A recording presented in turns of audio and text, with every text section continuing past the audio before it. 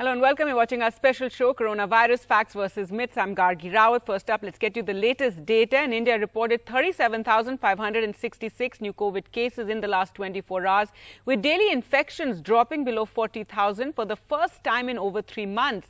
907 deaths were recorded in 24 hours. That's the lowest in 77 days, taking the total fatalities since the start of the pandemic to over 3.97 lakh. This is the second straight day when deaths have remained below 1,000. So a welcome development there. Well, now a look at the link between high air pollution and COVID, something that we've always suspected, but now a joint study by 4 institutes across the country has found areas with poor air quality and higher emissions of particulate matter, that's PM 2.5, are more likely to have COVID infections and related deaths. This is the first time that a pan-India study has found a direct correlation between air pollution and COVID. The study found higher numbers of COVID cases are found in states like Maharashtra, Uttar Pradesh, Delhi, Gujarat, amongst others, where exposure to prolonged high concentration of PM 2.5 is relatively high. Among the 16 cities captured in the study, Mumbai and Pune recorded the 3rd and 4th highest bad air quality days, respectively. So to talk more about this study, we're now joined by Dr. Saroj Kumar Sahu, lead author of the study, assistant professor at Utkal University, and also Dr. Vivek Nangia, principal director and head respiratory critical care medicine at Max. Thank you so much for joining us. First to you, Dr. Saroj Kumar, if you could tell us more about the findings in this study. Thank you, Garg. This is a kind of study where for the first time, this is a national-wide study that establishes a linkage between the fine particulate matter emission load and COVID cases, because these studies include 3 kind of data set. One is a national inventory for particulate emissions that understand the sources of air pollutant at various regions due to anthropogenic or natural process. And the second data set is the COVID reported by the government record and the air quality data from the 16 cities. And what the major finding is that the people living in city or region with high fossil fuel burning due to anthropogenic activity are likely to have more susceptible to the COVID cases, because it is well known even before pandemic also, it is proven that because of long exposure to tiny dust particle has a serious adverse impact on upper acute respiratory inflammation like COPD and asthma and lung infections. And unfortunately, COVID is also very closely associated with this kind of disease. So we can say that this air pollution could be a kind of catalyst to the COVID cases. And moreover, in recently WHO also declared COVID is airborne. So this particle can act as a carrier to transmit this COVID to the other part. So very interestingly, the cities where the fossil fuel conversion is very high due to anthropogenic activity like a transport, industrial, and this activity are more likely to emit more particulate emissions. So it's very essential. And to strengthen these studies, we again use our air quality data over the 16 stations across the country, and we found that city experiencing more number of poor or moderate air quality days in a year are experiencing more COVID cases. So it indicates that there is very good link between the COVID cases and particulate matter of small size load due to different anthropogenic activity. All right, Dr. Nangia, your comments on this study, and this is something I know that we've discussed earlier as well on NDTV. It's something that we've suspected, but it's great to now have this study and cross-India study in which 16 cities have been talked about, which actually do talk about this link between the high air pollution and the COVID deaths. Absolutely. I would like to congratulate Dr. Sahu for bringing up such a good scientific data and such high content for all of us to see. So far, we've only been talking about it, relying on studies from abroad to come in. And for the first time, we have a very detailed study from our own country, from our own soil, which is only supporting what we've been discussing all these months or years, Gargi, that air pollution does result in a very high incidence of respiratory tract infections. And corona at present, which is panning out like a pandemic across the country, across the globe, is definitely on the surge still. And there are studies even abroad, and it matches very well with the studies that have been conducted abroad also, where they have shown that the hazardous air pollution resulted in a significantly increase in the mortality rates. So the number of cases were also high, and the number of deaths was also significantly higher. There was one study which has linked it with mercury, formaldehyde, and asbestos being present in the air resulting in a 9% increase in the death rate. 15% of the worldwide deaths from COVID have been linked to chronic exposure to air pollution. An increase in just 1 micron in the fine particulate matter results in almost 11% increase in mortality. So I think this all, when we see Dr. Sahu's study also, just reinforces the fact what we've been harping about all these months, all these years, that air pollution does result in a significant disease burden, especially in the respiratory tract.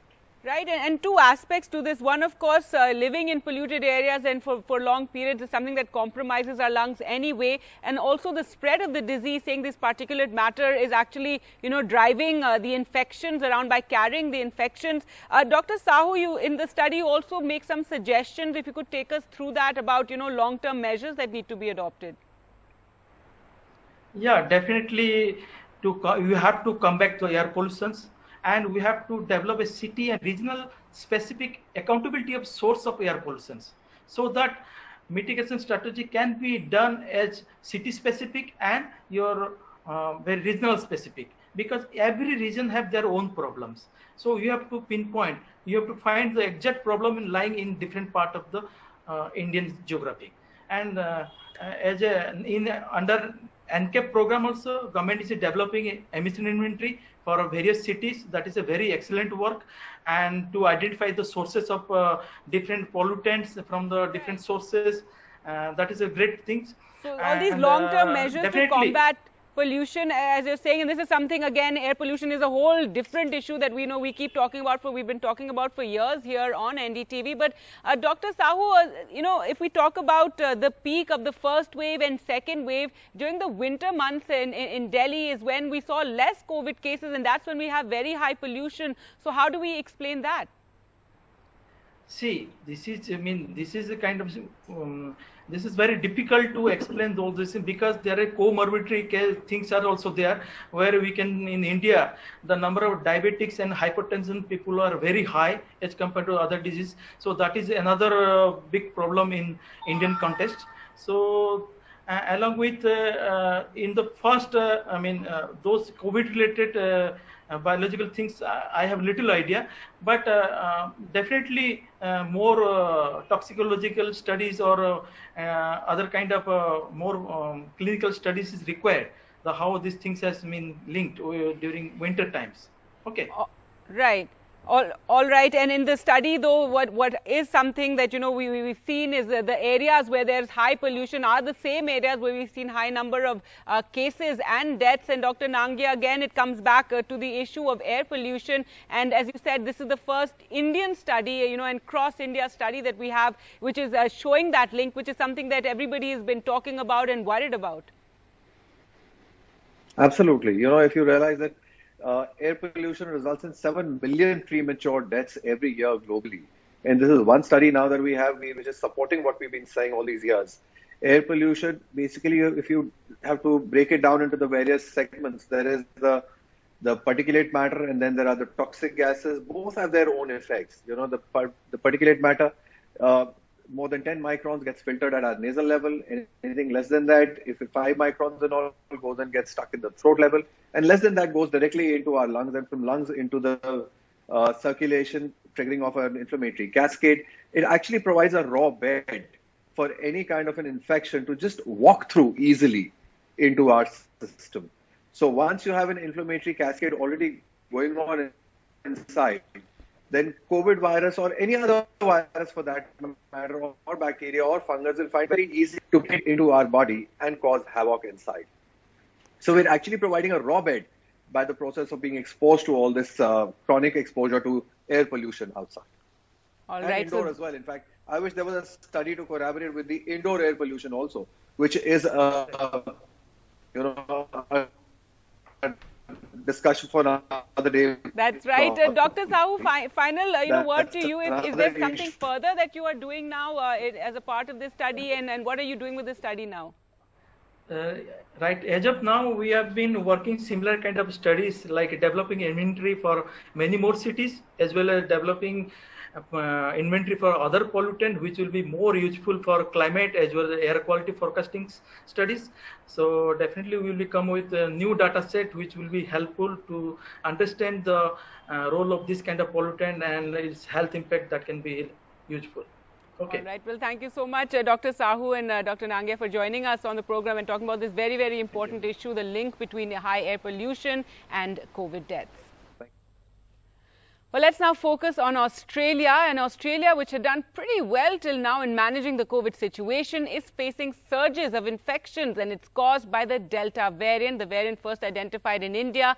Now, on the 25th of June, officials had conceded the need to put Sydney into lockdown. But by the following Monday, the crisis became a national one with outbreaks in 4 states and territories. So you have Sydney, Darwin, Perth, Brisbane, all capital cities under lockdown. More than 20 million Australians, over 70% of the population living under restrictions currently. That's the highest number since a national lockdown at the start of the pandemic. Well, to talk more about the situation in Australia, we're now joined by Professor Nikolai Petrovsky, College of Medicine and Public Health at Flinders University. Thank you so much, Professor, for joining us. And first and foremost, tell us about how Delta variant is fueling this surge in COVID cases that we're seeing in Australia.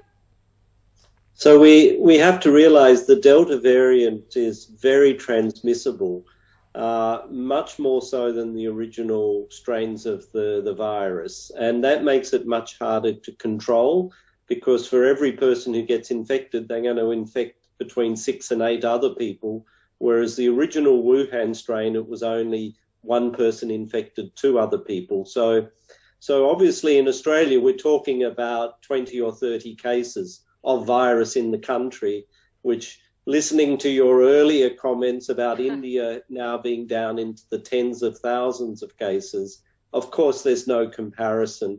But, you know, Australia's been very fortunate to be completely free of virus now for almost a year and a half, and we haven't had any deaths. So what we're trying to do by this lockdown is quite different to other places. It's not about controlling the virus, it's about eradicating the virus completely out of our community. So they're going in very early, very hard, you know, at a time when we have a handful of cases, which other countries would love to actually see that few number of cases. But here we're really trying to eradicate the virus completely again. No, absolutely. The numbers are, of course, something very, very different from what we're seeing here. It's, as you said, handful of cases here and there, but leading to such strict lockdowns. And also at this time, it's the poor vaccine rates that are also being talked about. What, if you can tell us a bit more about the vaccination drive there in Australia. So the problem with vaccination in Australia, you know, is that it's been a on-off campaign. I think the government have given out mixed messages about, we only have 2 vaccines here, one the AstraZeneca, which, as you know, has been problematic with safety issues. And then we have the Pfizer vaccine, which has been quite limited in supply because they're trying to supply, you know, many different countries around the world. So we only get a small drip of that in Australia. So the vaccine rollout has been problematic, you know, but we are up to, I think, 20% of the population now having at least 1 dose of vaccine. We have a long way to go, but we are getting there. But fortunately, as I say, we haven't been under pressure because we haven't had any deaths now for over a year from COVID. So, you know, we've been the lucky country, you know, once again, and not because necessarily of good policy, but we have managed to keep the virus at bay. Right, and even now with over 70% of the population under lockdown, it's just a handful of cases that we're talking about and a few surges here and there. You were recently involved in a study that found that the COVID virus is most ideally adapted to infect human cells. If you could tell us a bit about that as well. Yeah, so this goes back to our research using supercomputers very early last year when we were trying to understand where the virus had come from. At that time, obviously, it seemed to just come out of nowhere in Wuhan in China. And so we were trying to identify what animal host this virus may have come from before it came to humans.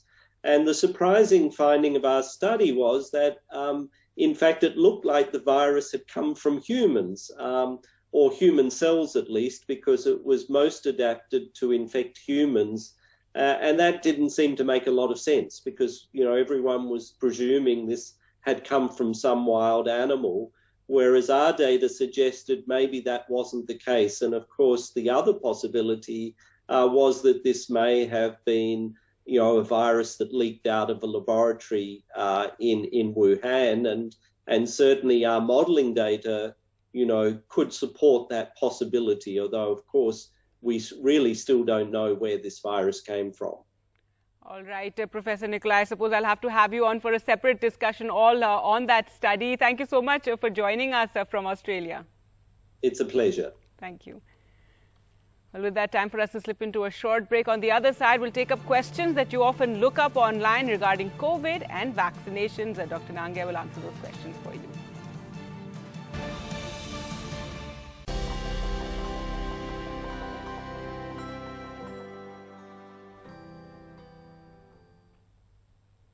Now for our special campaign, Vaccinate India, in partnership with Google, where we discuss questions that you often look up online about vaccines, about coronavirus. We have Dr. Vivek Nangia with us to answer all those questions for you.